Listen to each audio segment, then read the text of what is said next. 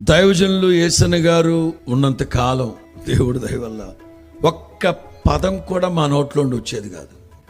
రాసేవాళ్ళవి. ఇప్పుడు అర్థమవుతుంది ఎందుకు చెప్పేవాళ్ళం కాదు ఆ రోజున. ఒక్కోసారి ఆయన ఎంతగా వేసారిపోయేవారు. అరే ఆ ఒక్క పదం పెడితే అయిపోద్దురా పాట. చూడండిరా, తెల్లవారుజాము 3-4 గంటల వరకు జరుగుతూనే ఉండేది పాట కంపోజ్. చివరికి ఏదో ఒక ముక్క ఆయన చెప్పేవారు. చెప్తే ఆల్రెడీ మేము 15 సార్లు రాసి పెట్టామన్నా. అది మరి ఎందుకు చెప్పలేదురా?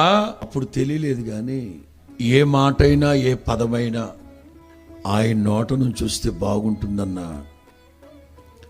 Reverential fear towards our spiritual father. మా ఆత్మీయ తండ్రి పట్ల మాకున్న వినయము, గౌరవంతో కూడిన భయం అనుకోండి. ఏదైనా ఆయన నోట నుంచి వస్తేనే బాగుంటుందన్న ఒక సంతృప్తి.